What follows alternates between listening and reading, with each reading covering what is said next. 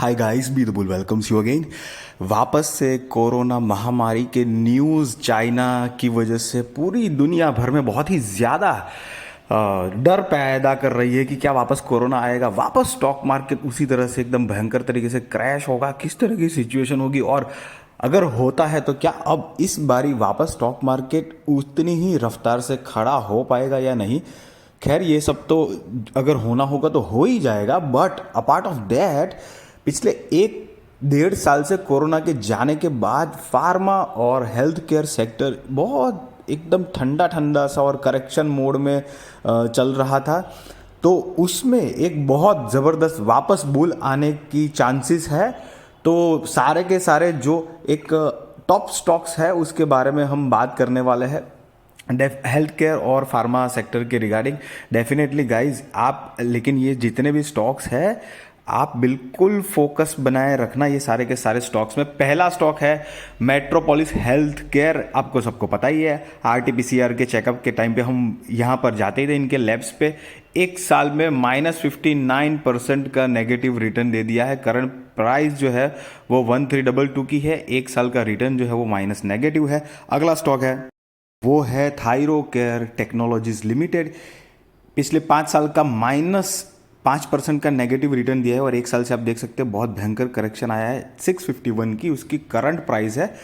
इसको भी आप नोटिस में रख सकते हैं। हालांकि हम सारे बहुत डिफरेंट, बहुत अलग अलग कैपिटल वाली हर स्टॉक की बात करेंगे। लार्ज कैप भी आएंगे, मिड कैप भी आएंगे, स्मॉल कैप भी आएंगे, सारे हर तरीके के आएंगे। बट ये कोरोना के चलते वापस ये शेयर्स में आप सबने देखा होगा, कल का अगर आप पूरा इंडाइसिस चेक करेंगे ना तो सारे सेक्टर ऑलमोस्ट नेगेटिव में थे, सिवाय की फार्मा सेक्टर एकदम ग्रीन में था।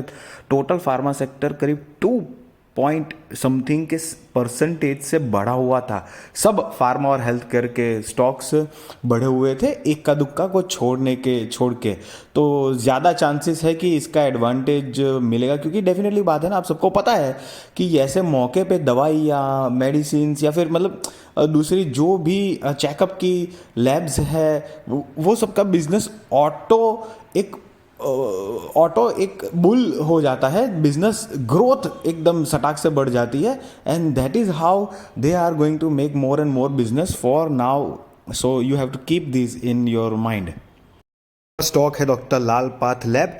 एक साल का -31% का नेगेटिव रिटर्न है। करंट प्राइस जो है वो 2333 की है। गाइज अभी मैं जब वीडियो बना रहा हूँ तो ऑलरेडी मार्केट ऑन है, तो हो सकता है कि प्राइसेस में आपको थोड़ी मोटी मतलब सीएमपी में करंट मार्केट प्राइस में आपको थोड़ी मोटी फ्लक्चुएशन दिखे। अगला स्टॉक है फोर्टिस हेल्थ केयर, जिसकी करंट प्राइस है 283। एक साल का रिटर्न है 2% के आजू बाजू। गाइज आप देख सकते हैं जितने भी स्टॉक्स की हम बात कर रहे हैं पिछले एक साल से ठंडे पड़े, एकदम ठंडे। इट्स नॉट अबाउट ओनली कि भाई रशिया यूक्रेन वॉर जो हो रहा है, मार्केट तो ठंडा है ही है, लेकिन इनमें भी ठंडा पड़ गया है था क्योंकि कोरोना चला गया था। अपोलो हॉस्पिटल एंटरप्राइजेस है 4797 पे, एक साल का जो रिटर्न है 21% का है। गाइस जितने भी शेयर्स है ये फार्मा और हेल्थ केयर के, आप बिल्कुल निगाहें बना के रखना। लास्ट में मैं ये भी बताऊंगा कि मेरे हिसाब से, मेरे ओपिनियन के हिसाब से कौन से शेयर्स के ऊपर आपको एकदम ज़बरदस्त हॉक आई नज़र रखनी चाहिए। अगला स्टॉक हो गया है दिवीज लेबोरेटरी। 3488 का करंट प्राइस, एक साल का देखो हो -23% का रिटर्न दिया है। और गाइज मैं बताऊँ, Divi's laboratory one of the stocks कि आप अगर चाहे तो लॉन्ग टर्म के लिए भी सोच सकते हैं। नेक्स्ट स्टॉक हो गया औरोबिंदो फार्मा। 444 का करंट प्राइस है। एक साल का रिटर्न इसका भी -38% है। आप क्लियर कट देख सकते हैं कि कोरोना जाने के बाद सबके बिजनेस में गिरावट आई है, और जिसकी वजह से शेयर्स में भी करेक्शन काफ़ी हैवी हो चुका है। ल्यूपिन की बात करें तो एक साल का -16% का रिटर्न है। करंट प्राइस जो है वो 754 मतलब 754 रुपये के आसपास इसकी प्राइस चल रही है। आपको एक बात का ध्यान रहे कि सारे स्टॉक्स जो है वो आपको फोकस में डेफिनेटली रखने। ऐसा नहीं है कि किसी के ऊपर मतलब तुरंत जाके बाय कर लो, ये कर लो, नो, वैसा बिल्कुल भी नहीं करना है। Guys please keep in focus. सारी न्यूज़ें चल रही है मार्केट में, 100% अब किस तरह से वो सेकंड डोज कोरोना का रुख लेगा वो एक पूरी अलग बात है, क्योंकि हमने हमारा इंडिया काफ़ी हद तक कंट्रोल किया हुआ है उसने दवाइयों से। सिप्ला नेक्स्ट स्टॉक 1117 की करंट प्राइस है, एक साल का रिटर्न जो है वो 25% पॉजिटिव है। तो देखिए इतने सारे स्टॉक्स में ये एक सिप्ला एक ऐसा दिखा है कि जिसने पॉजिटिव रिटर्न दिया है, और ये दूसरा सन फार्मास्यूटिकल इंडस्ट्रीज लिमिटेड की बात करें तो इसने एक साल में +27% का रिटर्न दिया है। अभी करंट प्राइस है इसका 1013 का। मैं आपको गाइस एक बात बता दूं, सन फार्मास्यूटिकल ये जो कंपनी है मार्केट लीडर है, फार्मा सेक्टर की नंबर 1 कंपनी है, लेकिन पिछले कुछ टाइम से इतना कुछ खास परफॉर्मेंस नहीं दिया है। हालांकि एक साल का रिटर्न तो पॉजिटिव ही दिख रहा है, तो ये बात का ध्यान रहे।